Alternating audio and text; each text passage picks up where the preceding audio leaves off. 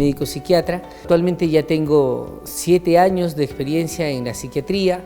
Me he graduado en la especialidad en la Universidad Nacional Mayor de San Marcos, pero además hemos hecho una subespecialidad de psiquiatría de niños y adolescentes, en el cual también ya tenemos 4 años de experiencia. Porque desde pequeñito mis papás me decían que iba a ser médico porque tenía pésima letra. Y bueno, la psiquiatría fue ya una decisión en el 3er año. Siempre yo he estado en la búsqueda de encontrar la esencia del ser humano, ¿no? O sea, ¿qué hay detrás? ¿Qué hay detrás de nuestras acciones, de cómo sientes, cómo piensas, de cómo es tu historia? Y bueno, la psiquiatría precisamente nos da esa respuesta, ¿no? Y tiene que ver pues con este fenómeno tan complejo como es el de la mente, y algo que va más allá todavía, que incluso la Organización Mundial de la Salud ahora reconoce, que es la espiritualidad.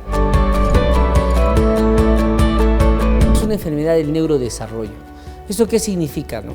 El cerebro está diseñado genéticamente para que evolucione a lo largo de, en realidad, toda la vida, pero de manera muy intensa hasta los 30 años, y cada etapa tiene su propia especificidad, peculiaridad, ¿no?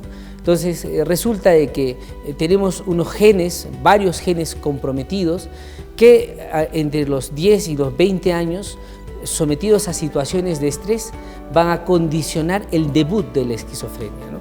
Y cómo debuta un paciente o un adolescente con esquizofrenia lo podemos observar claramente. Primero hay un cambio conductual. O sea, resulta que este muchacho tenía un buen rendimiento escolar, era sociable, pero de un momento a otro, de manera repentina, cambia su conducta, ya deja de salir de casa, se encierra en el cuarto, tiene miedo, siente que los demás le quieren hacer daño, y en el salón de clases, en esas condiciones, pues no puede socializar adecuadamente, ¿no?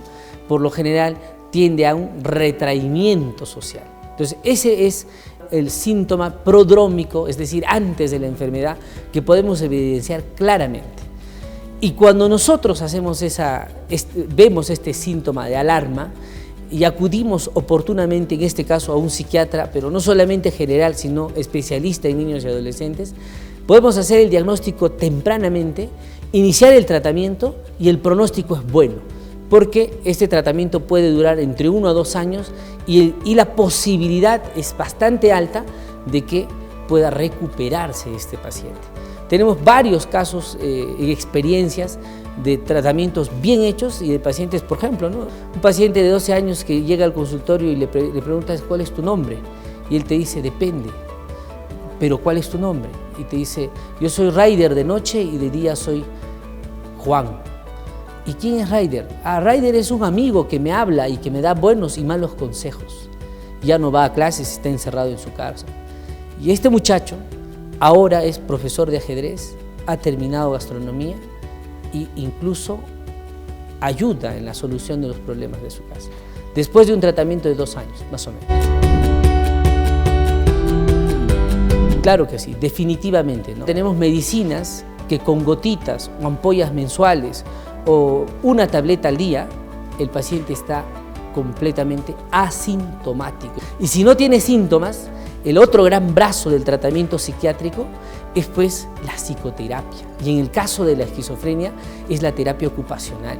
O sea, tenemos que lograr que nuestro paciente desarrolle actividades como todos, domésticas, laborales, de socialización, familiares, y claro que se puede lograr, solo que ahí tenemos pues ese brazo es débil, lamentablemente.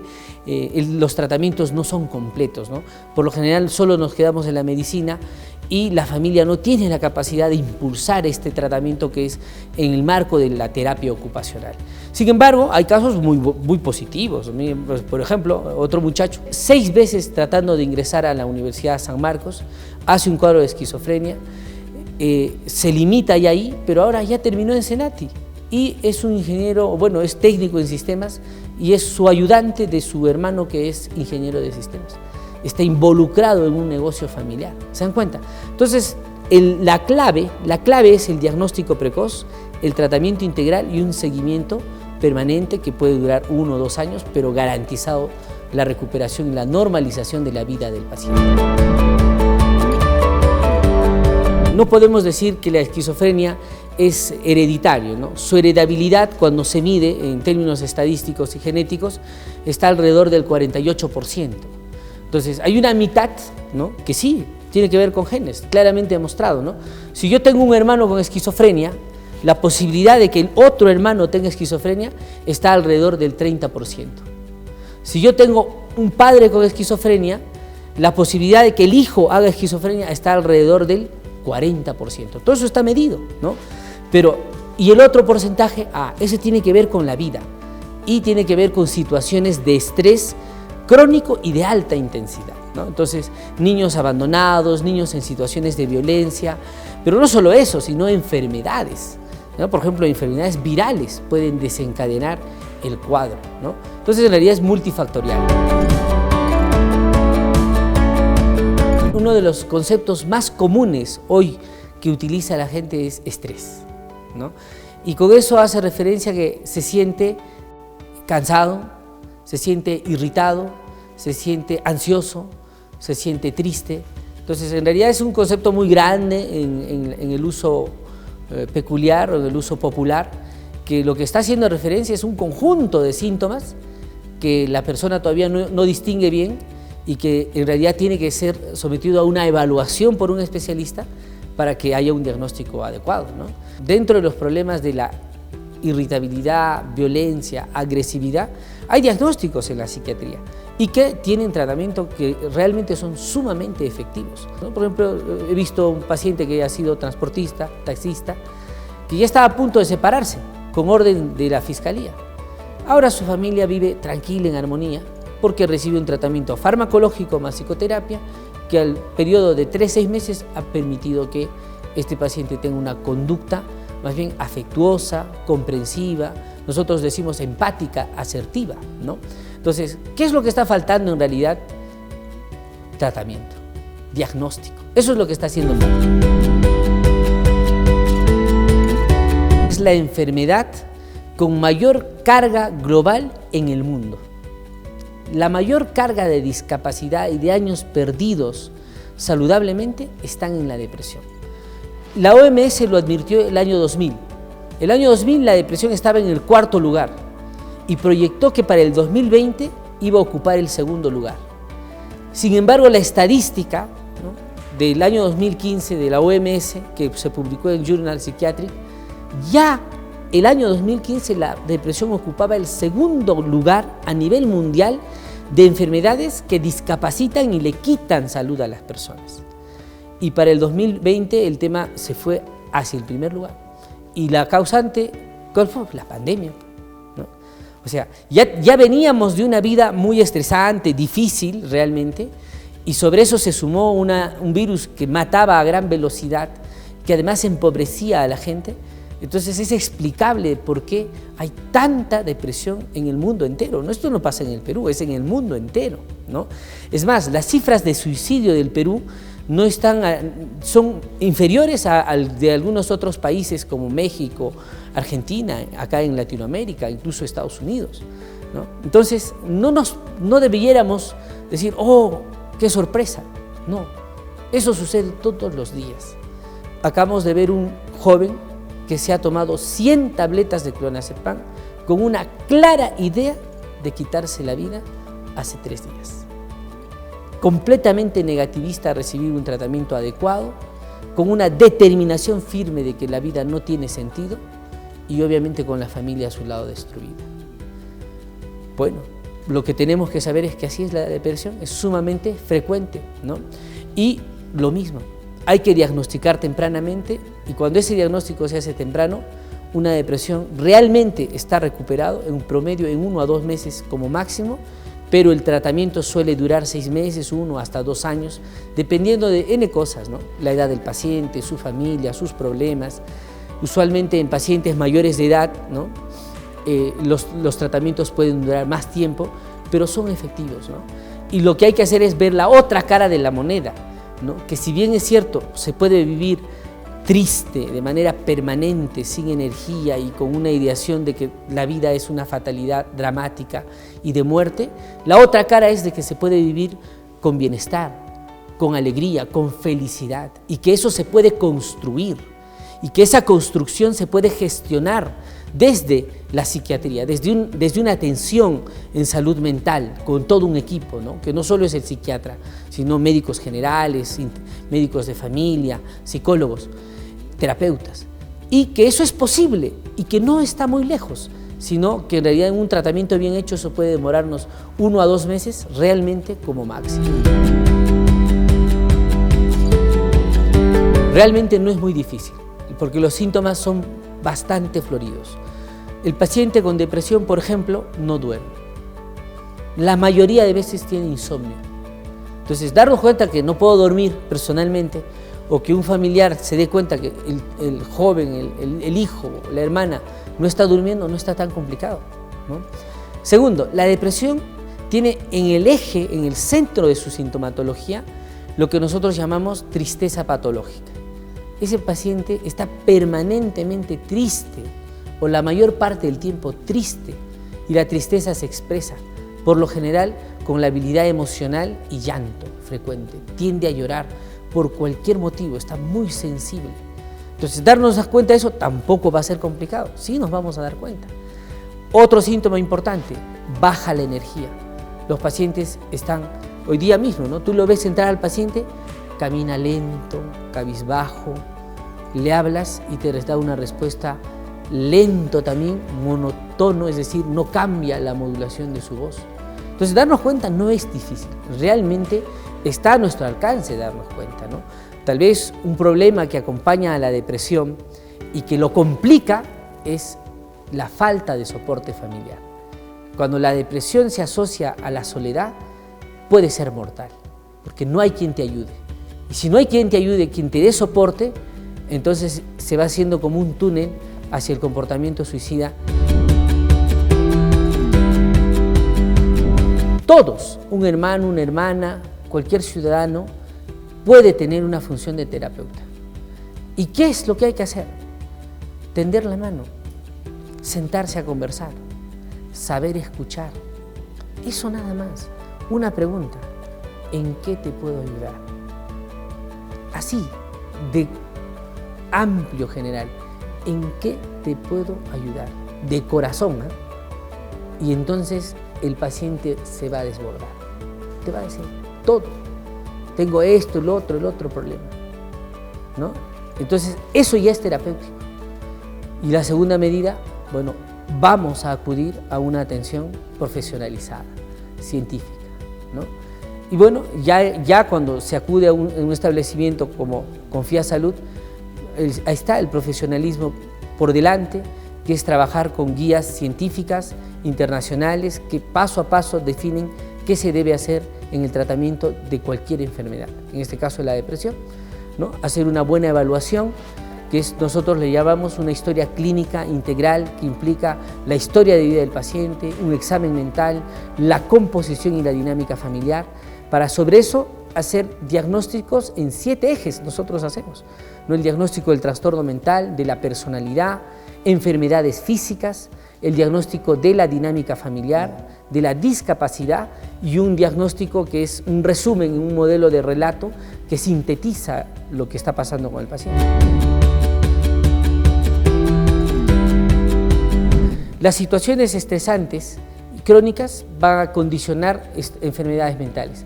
Dentro de la depresión, la bancarrota, por ejemplo, los adolescentes se deprimen cuando los padres se separan.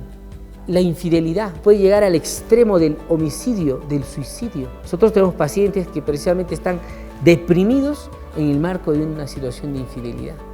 El no tener trabajo, la pobreza o una enfermedad, ¿no? Tenemos pacientes, por ejemplo, que tienen cáncer. ¿Y quién no se puede deprimir si te dice, oye, tienes un cáncer de 3er grado, vas a recibir este tratamiento que es sumamente difícil, ¿no? Quimioterapia, radioterapia, cirugía? ¿Cómo no te deprimes? Te deprimes, obviamente. Y entonces hay que dar ahí un soporte en el campo de la salud mental, que es farmacológico, que es psicoterapéutico, y que felizmente en muchos casos va bien. ¿Qué diferencia el duelo de un trastorno mental? Y ahí tenemos varios trastornos, ¿no? El primero es la reacción de estrés agudo. Tú puedes decir que es un duelo normal, una tristeza que tú puedes regular y que es pasajera. Pero ¿qué pasa si en el marco de ese duelo no duermes? Y no es un día, 2 días, son semanas que no duermes. Tu apetito está completamente inestable, pero además se altera tu estado de conciencia, ¿no? Entonces eso ya no es un duelo, eso es una reacción de estrés agudo, con síntomas depresivos y síntomas de ansiedad. Si esto en un mes no se recupera, pasa a otra etapa del diagnóstico, que es un trastorno adaptativo, donde hay un problema que yo no puedo resolver, por semanas no lo puedo resolver, y ese problema me está generando síntomas de ansiedad, síntomas de depresión, que afectan mi salud física. No dormir afecta a tu salud física, no comer afecta a tu salud física. La inestabilidad afectiva va a terminar afectando tu rendimiento laboral, académico. Entonces eso ya es trastorno, eso requiere tratamiento. Pero si esto va más allá y es completamente, o sea, se junta la tristeza patológica, que es una tristeza permanente, más la falta de energía, la falta de vitalidad, más la incapacidad para sentir placer, o sea, ya nada me alegra, nada me genera placer, entonces ya tienes los 3 síntomas cardinales de la depresión. Si a eso se le suma alteraciones del sueño, alteraciones del apetito y además lo que nosotros llamamos la tríada cognitiva de Beck, que significa minusvalía, yo no sirvo para nada, mi autoestima por los suelos. Desesperanza, veo el futuro y el futuro es malo, oscuro, me va a ir mal en la vida. Y además veo a mi alrededor, todo es malo, no hay nada bueno, eso se llama negativismo. Entonces todo eso constituye ya un episodio depresivo. Y basta que tú tengas estos síntomas por 2 semanas y ya estás dentro de un episodio depresivo, que es lo mismo que hemos dicho en los otros trastornos, pero con mayor severidad. La gran parte de la psiquiatría está diseñada para el tratamiento ambulatorio. La mayoría de los cuadros están entre leve a moderados. Es tan efectivo, y esto lo vemos nosotros con nuestros pacientes, que por ejemplo, esta falta de sueño, es una grave afectación, se resuelve en un día. Así de efectivo es. O sea, el día que tú vienes a tu consulta, ese día, esa noche tú vas a dormir bien. Ahora, los síntomas de ansiedad, 2-4 días para ser controlados. Y los síntomas depresivos, 1 a 2 semanas. Así de efectiva es la psiquiatría hoy en día. Pero si tú a eso le añades psicoterapia, que es modificar tu estilo de vida, tus rasgos de personalidad, tu manera de pensar, de sentir, lo que estás haciendo es, más que tratar una enfermedad, estás promoviendo tu desarrollo personal. Es un trabajo de un poco más tiempo, pero que garantiza a futuro no volver a enfermar. Tenemos muchos pacientes realmente así recuperados, ya estables y que realmente pues ahora hacen una vida no solo normal, ¿no?, sino han aprendido a cultivar su bienestar y su felicidad.